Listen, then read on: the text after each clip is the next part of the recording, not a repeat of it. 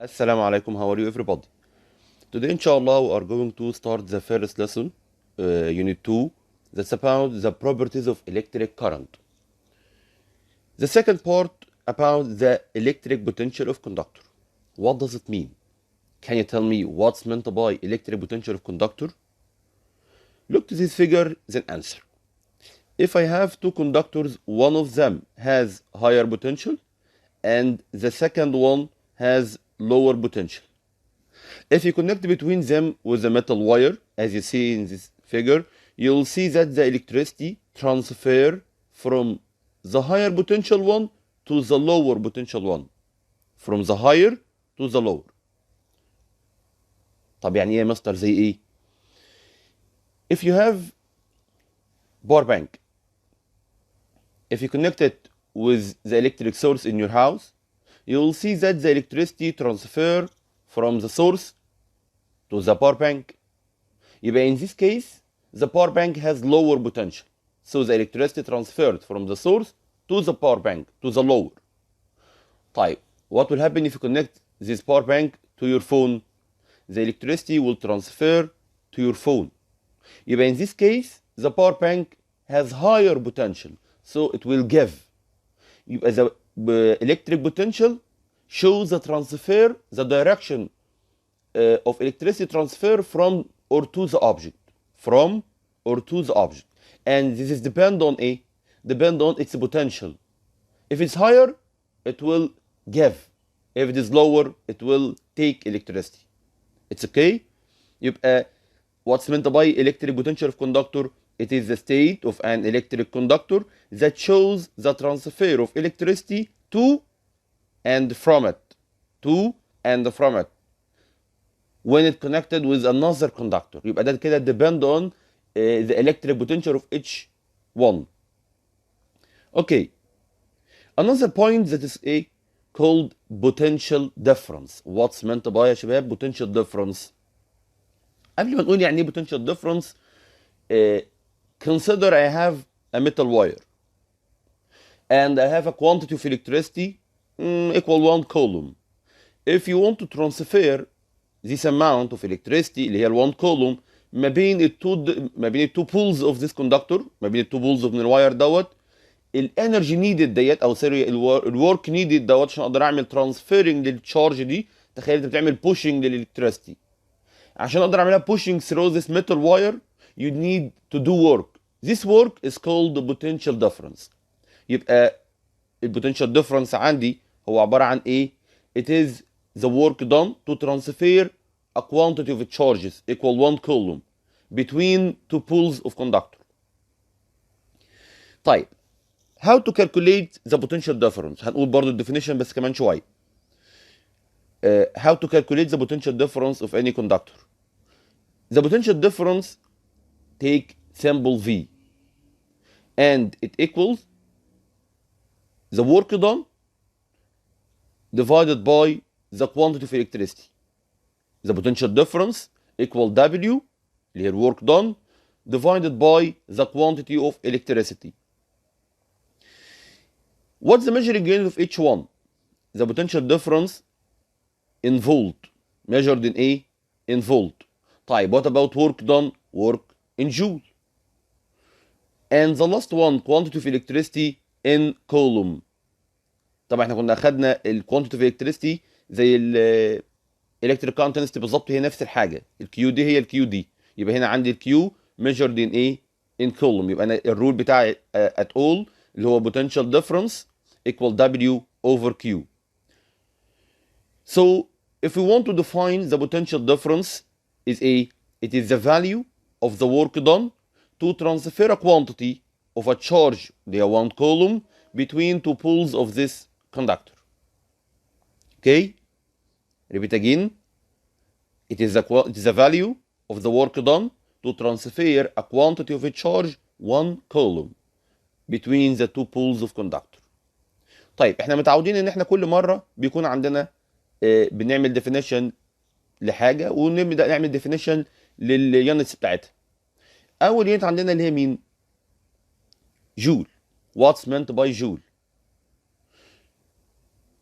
Joule, it is the amount of work done by a force of 1 Newton to move an object through a distance 1 meter. طب احنا ليه ما جابهاش من الرول ده؟ لا، هو جابها برول تاني خالص اللي هي ال W equal F by M by D sorry. work equal force by displacement.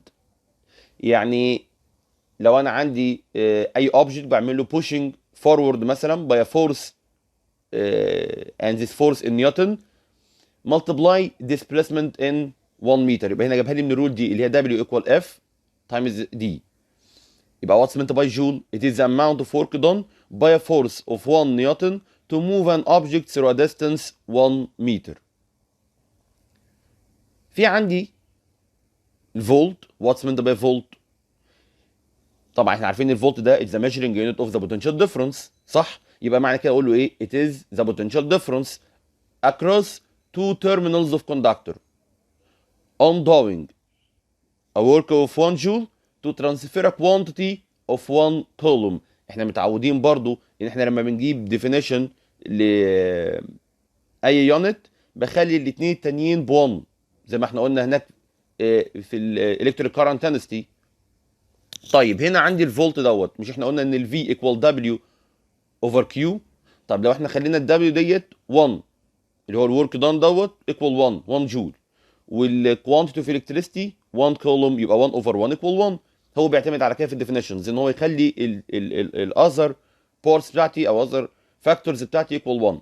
يبقى it is a potential difference across two terminals of conductor on doing a work 1 joule and او to transfer a quantity of electricity equal 1 coulomb. اوكي؟ طيب ناخد بروبلم كده او ناخد كويستشن كده بسرعه. بيقول لي هنا what's meant by the a work of 3 joules is done to transfer a charge of 1 coulomb or 2 coulombs اسف between 2 points. Again, a work of 3 joules is done to transfer a charge of 2 coulombs between 2 points. طيب يعني ايه الجيفن عندي؟ 3 جولز. جول قلنا من شويه ان هي يونت اوف ورك دون، يبقى انا معايا الورك ومعايا ال 2 كولومز اللي هي الكوانتيتي، يبقى معايا ال W ومعايا ال Q. طب احنا عارفين ان ال V equal W over Q، يعني معنى كده اقول له ايه؟ هقول له هنا is the potential difference of this conductor equal 1.5 فولت. جبتها منين؟ اللي هي 3 over 2 اللي هو الورك over the quantity of electricity. يبقى اقول له ايه تاني؟ this means that the potential difference equal 1.5 فولت. it's okay. طيب في عندي problem اهيت بيقول لي ايه بقى؟ if the work done to transfer an electric charge of 300 coulombs 300 coulombs من اليونت هعرف هو بيتكلم عن مين. 300 coulombs اللي هي اكيد quantity of electricity between 2 points is 33,300 جولز. طيب جول ده يونت ايه؟ لازم افكر كده مع كل نمبر عندي اشوف اليونت اللي معايا عشان اقدر احدد هو ده ايه. يبقى النمبر دوت ان جولز يبقى it is in work done. طيب عايز ايه بقى؟ ask about ايه؟ calculate the potential difference across 2 points. طب ما سهله بقى، احنا قلنا من شويه ان ال V equal W over Q. that's good. يبقى هقول له هنا ال W equals 33,300 divided by ايه؟ divided by 300 اللي هي الكوانتيتي اوف الكتريستي. يبقى نقولها كمان مره again V equal W over Q يبقى equal 33,300 divided by 300 equal 111 فولت. يبقى انا كل مره you have to write the rule and substitute this rule and get the answer. If I ask you with another concept is called electromotive force EMF. في عندي concept تاني خالص بنسميه EMF. طيب can you explain what's meant by EMF؟ يعني ايه EMF او يعني ايه electromotive force and what's the difference between electromotive force and the potential difference. Electromotive force it is a potential difference. طب what's the difference between them؟ Electromotive force is potential difference between two terminals of battery. يبقى الالكتروموتيف فورس دوت هو سبيسيفيك كيس لمين؟ للبوتنشال ديفرنس. بيعمل ميجر تو ايه؟ هيعمل ميجر لل بوتنشال ديفرنس بس بين تو بولز اوف باتري، مش اي بورت تاني في الكتريك سيركت. زي الالكتريك سيركت ده باينه قدامنا دي كده اهوت. هنا عندي زي ما احنا شايفين كده اهوت اللي هو بوزيتيف ونيجاتيف دوت از ايه؟ ده كده عباره عن ايه؟ ده عباره عن باتري. طيب وده هنا مين ده؟ اللي هو الفي دوت، ده كده اللي هو الفولتميتر اللي هنقوله كمان شويه بنعمل ميجرنج للبوتنشال ديفرنس بيه. لو انت خدت بالك برضو الالكتريك سيركت عندي از ايه؟ از اوبن. يبقى معنى كده ان الفيجر ديت او الالكتريك سيركت ديت ريبريزنت الكتروموتيف فورس. واي؟ بيكوز بعمل ميجرنج للبوتنشال ديفرنس across the two terminals of battery، والالكتريك سيركت عندي must be open. طب نبص الالكتريك سيركت الثانيه ديت، هنلاقي عندي ايه؟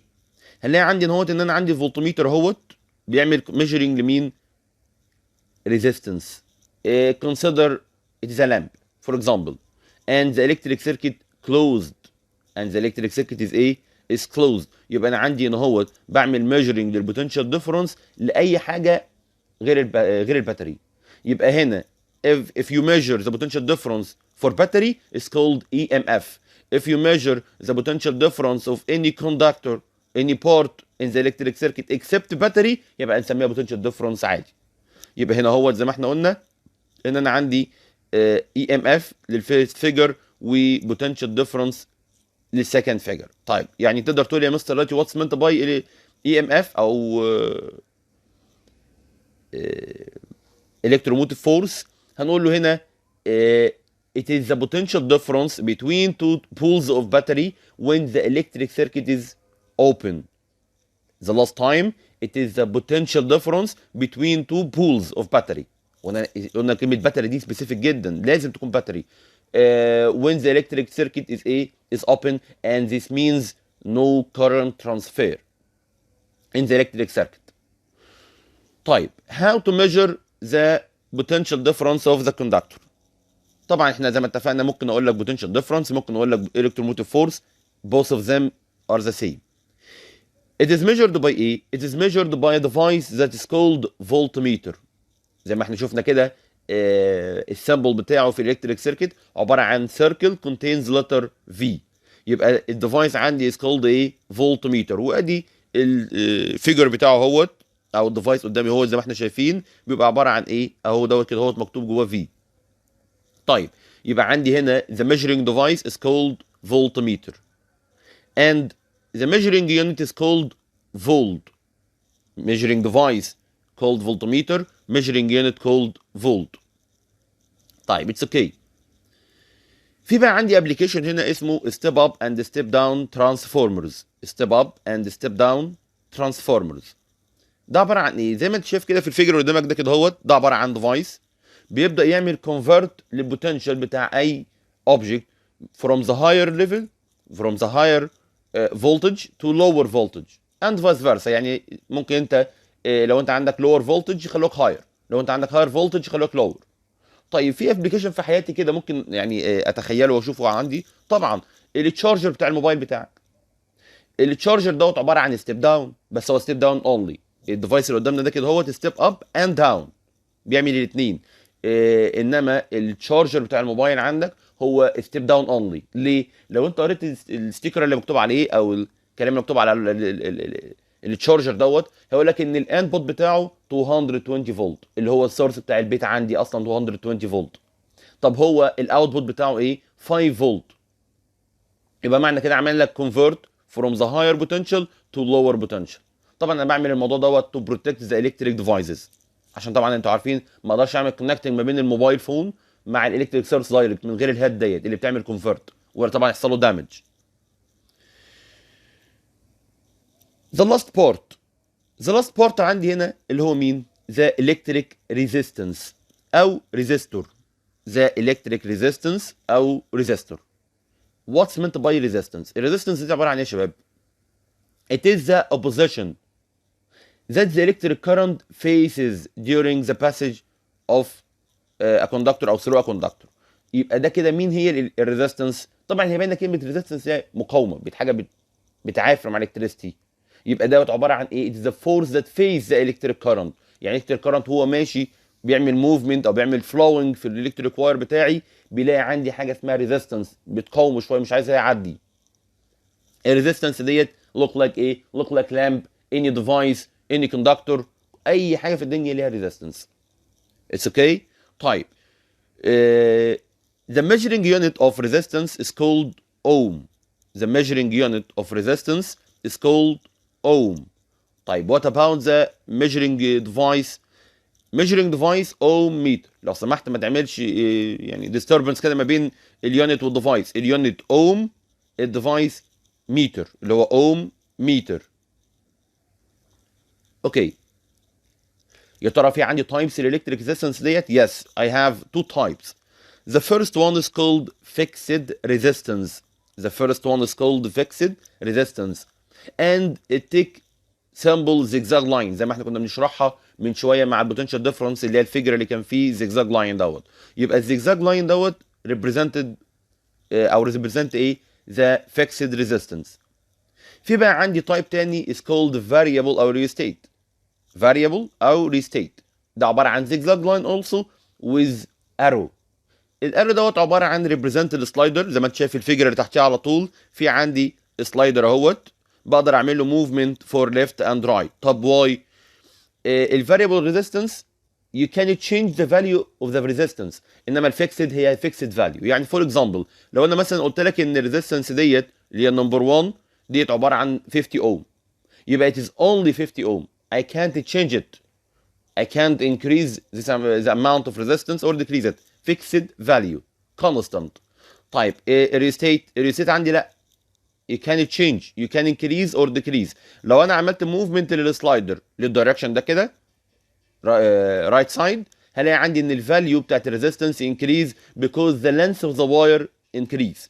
طب لو انا عملت موفمنت ليها towards the left side، يبقى كده معنى كده ان الفاليو عندي بتاعت الريزيستنس decrease because the length of the wire decrease also. طيب ايه الاكزامبل على الريستات في حياتنا؟ ممكن نلاقيه فين؟ انسايد يور فان. اكيد انتوا عندكم فان في البيت هتلاقي فيها 1 2 3.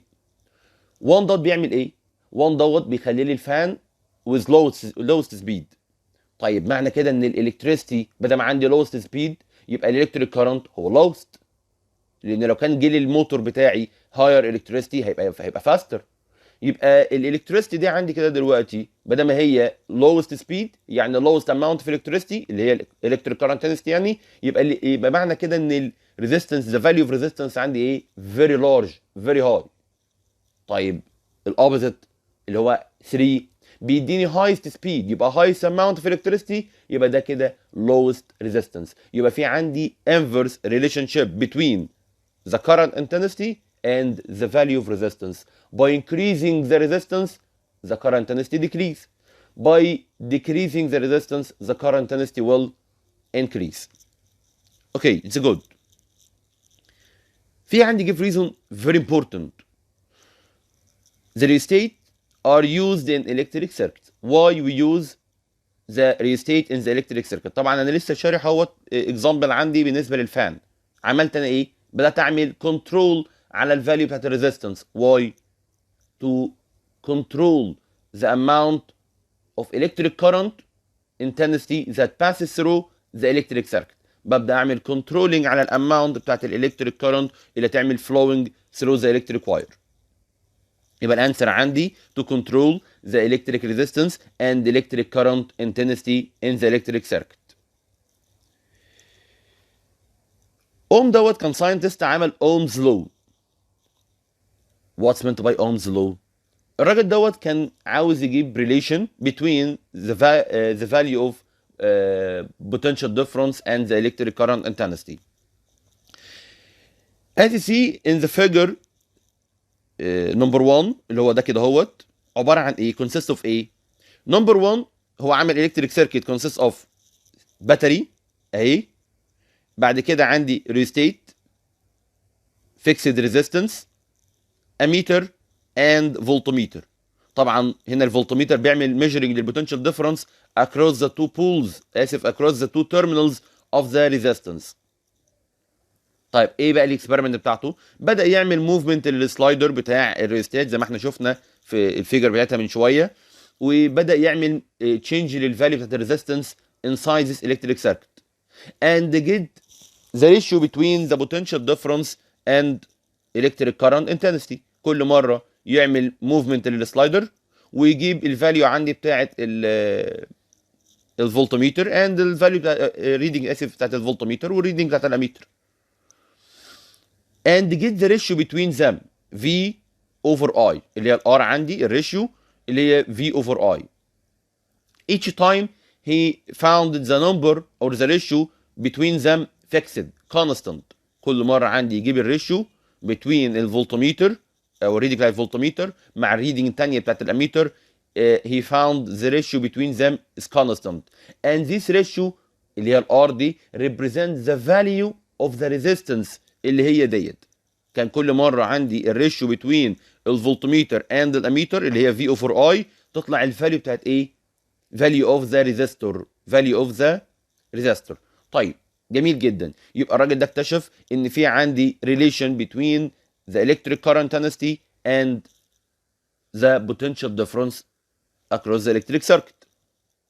اوكي، يبقى هو عمل ايه بقى؟ زي ما احنا شايفين كده في الفيجر اللي قدامنا ده كده اهوت اللي هو اومز لو، هلاقي عندي ان الاوم دوت ريبريزنت ذا ريزيستنس، هو بيعمل فورس اجينست ذا الكتريك كارنت، ريزيستنس تو ذا الكتريك كارنت، مش عايز يخلي الالكتريك كارنت يعمل باسنج ثرو.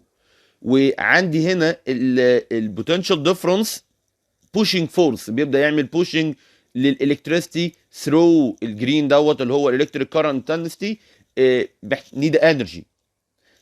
هيجيب من الانرجي دي بقى بوتنشال ديفرنس، هو اللي بيعمل بوشنج ليها، هو ده اللي بيعمل ورك دون عشان يبدا يعمل بوشنج للالكتريستي ثرو ذا ايه؟ ثرو ذا ريزيستنس. عشان كده مثلا لو if you connect your TV with battery، يا ترى الباتري دي تقدر تعمل ورك اب للتي في عندي؟ طبعا مستحيل. ليه؟ عشان عندي هنا بوتنشال ديفرنس فيري لو، مش هيقدر يحقق لي النيدد انرجي او النيدد ورك دون عشان اقدر اعمل الكتريستي موفمنت ثرو ذا الكتريك سيركت. طيب يبقى معنى كده ان انا عندي الرول بتاعتي اللي احنا قلناها هي عباره عن ايه؟ الرول عندي ان هو زي ما احنا شايفين ان التراينجل الماجيك تراينجل اهوت في واي وار، عندي كام فاكتور؟ عندي 3 فاكتورز في واي وار. طيب تقدر تقول لي واتس ديفرنس بتوين ذم؟ مين كل واحده من دول وايه الميجرنج يونت بتاعتها؟ نمبر 1 عندي potential difference. ال V represent potential difference and its measuring unit is volt. The second one electric current intensity with measuring unit ampere، واحنا قلنا خلاص دي اول حاجه بدانا بيها في الليسون. The last one the electric resistance and its measuring unit is called ohm. لو جيت سالتك دلوقتي what's meant by ohm's law تقول لي ايه؟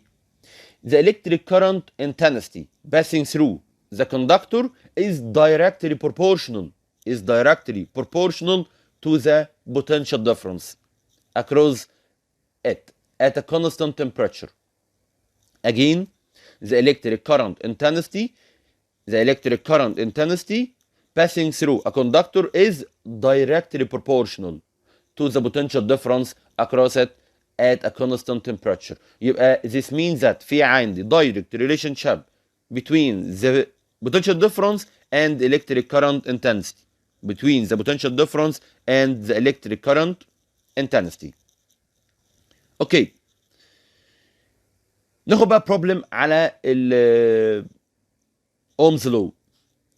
بيقول لي هنا if an electric current of 0.2 ammeter اسف 0.2 ampere 0.2 ampere represent ايه؟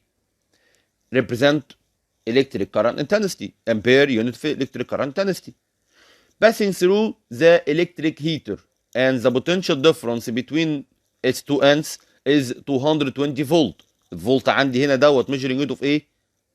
البوتنشال ديفرنس. يبقى انا عندي هنا مين؟ الفاليو دي ايه؟ بوتنشال ديفرنس في، والفاليو هنا ايه؟ 0.2 امبير دي عباره عن ذا فاليو اوف الكتريك كارنت انستي. طب ما احنا عارفين بقى من الماجيك ترينجل اللي قلناه من شويه ده كده اهوت ان الفي ايكوال اي ار. طب كالكوليت ايه؟ كالكوليت ذا ريزيستنس. طيب يبقى الريزيستنس عندي ايكوال ايه؟ ريزيستنس ايكوال V over I right. V over I زي ما احنا شايفين هنا في الفيجر، اسف في الانسر. يبقى الار عندي اللي هي الالكتريك ريزيستنس او the value of the electric resistance equal V over I. يبقى معنى كده ان هي 220 over 0.2 over ايه 0.2. يبقى الريزلت عندي كام؟ equal 1100 ohm. equal 1100 ohm. ثانك يو يا شباب.